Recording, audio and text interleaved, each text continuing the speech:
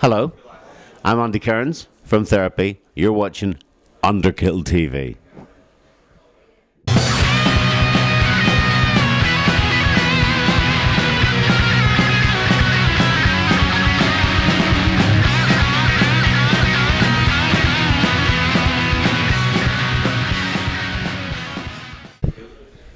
Welcome to Underkill TV. I'm joined with a guy who needs no introduction whatsoever. Mr. Andy Kearns of Therapy. Andy, how are you doing? I'm fine, mate. Honestly, I'm really fine, thank you. You've just come over from that blistering set last night. How was it? How did you enjoy it?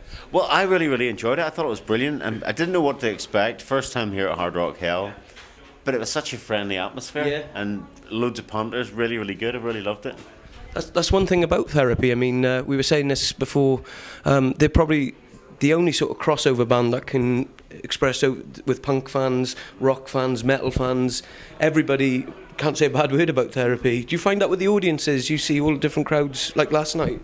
Well, I find what it is I think with a band like us, where we're from in Northern Ireland, you know, whenever we grew up in the 70s, 80s, like Yeah. early 90s, it was in the Troubles in Northern Ireland, Yeah, there's yeah, political yeah. unrest, and no bands really came to Northern Ireland, right? Right. But you would get people like Metallica would come, Anthrax would come, the UK subs would come, so it was punk and metal bands came, a lot of the indie bands and pop bands wouldn't come. Really? Yeah. And we would go and see everybody. Yeah. You know what I mean? And Yeah. we were really thankful. You know, I remember like, when Metallica and Anthrax come over, and you know, whenever the Jesus and Mary chain come over, you're sort of going, thanks for coming to our country. So what it made us appreciate was putting on a show and realising how lucky you are, right? Yeah. So I think what people get when they come and see Therapy is that we realise how much we love playing. Yeah. We don't ever turn up to a show and go, let's plough through this. As Bill Hicks would say, let's plough through this one more time, you know what I mean? Yeah. So, That's one thing you notice as well, like you say, with the stage present of Therapy, you notice like Michael's very much into it as well, the same as yourself. And for a three-piece band to give off that much energy, like you seen with the crowd reaction last night, was fantastic. yeah. Well, I think that's the thing, is I think a lot of people forget. I think we're working class lads, and we're very grateful for what we have. And that's why we're still doing it after 21 years. And we think, you know, every day is a bonus. And I think punters can sense that. I think if you I know, speaking from experience, if I buy a ticket and go and see a band, and they come on stage and they're looking at their watches going, it's the third week in the tour, I'm knackered, I want to be home with my family, let's just plough through it. I think if that's the case, the punters know they're not stupid, you know what I mean? Yeah. And I think we're that old school way that, you know, we're really grateful to do it and we enjoy it. Yeah. And what's the plans for you guys for 2012? I understand you're going to have a new album out that time. Can you tell us a bit about that? Well, the album's called A Brief Crack of Light. Comes out February the 6th. It's very... we played some new tunes last night. It's a bit like if anyone heard the last album, Crooked Timber. Yeah. It's like that, only slightly more riffy.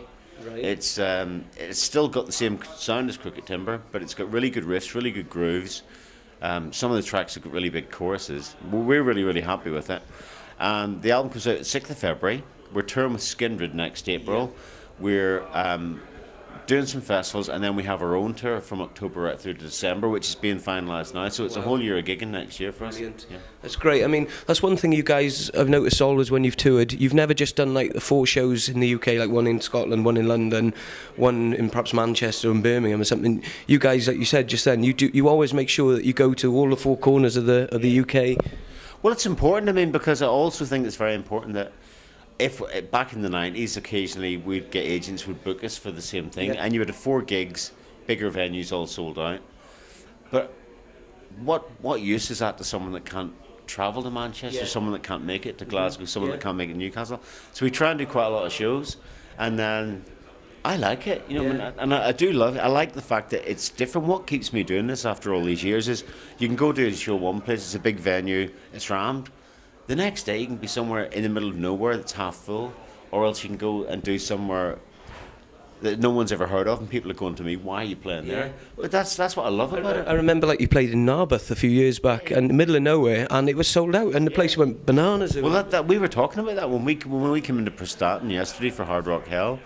We were saying, do you remember Narberth? Really? And it was like, I remember talking to the guy, and the guy was going, you know, we're going to put you on, and they looked after us so well, and we'll never forget that gig, because we got there and they couldn't do enough for us. And we played. I mean, Narberth was a bit like where I grew up, a town called Ballyclare in Northern Ireland, same kind of size, you know. And they're the people that buy records. People forget this. People people that buy records are people like us, and they're not, you know, I think it's important that people don't forget that the people that buy records and the people that love music, it's important to them. Yeah. So going to somewhere like Narberth's amazing. Yeah. But no, that's one thing, as you said, like you've always cared about the fans. I had one fan question to ask you. The album High Anxiety, bonus track on that. Yeah. What was the title of it? Never Ending Chain of Bitterness. Yeah. Yeah. Was it your own song or a cover they asked? No, it was our own song, because initially it was like, because I've got this thing where I'll write really catchy pop songs. Yeah. It doesn't always work with Therapy, because it can sound a bit lightweight. And that was one of the songs that I'd written, and it was almost meant to be like a 60s kind of Motown song. And we put it on the end of the record. It's called Never Ending Chain of Bitterness. Great tune. Well, Andy, thank you so much for popping in and stopping time with us. I can't wait for the new year. I can't wait for the new Therapy record. As you say, it seems now at the moment Therapy are on the rise again, because the sort of the early 2000s in the rock scene itself was very sort of quiet, you know, with the download generation did affect our album sales, but it seems now, like especially with like Crooked Timber, you know, the sales seem to be back up there, and the venues were getting bigger, the tours were getting bigger again, and I hope this carries on now for Therapy, because you know you are such a significant band, and you did stamp your authority on the 90s, and it's really nice to see you guys back up there again now and playing, especially like last night was fantastic, and we look forward to 2012, and we'll hopefully see you on the Skindred tour and catch up and talk about the new album. I hope so. And the one thing people forget, without the fans, bands are nothing. That's the end of it. Bottom line. Thanks very much. Thanks, Andy. You're welcome. We'll see you in 2012. This has been Underkill TV with Andy from Therapy.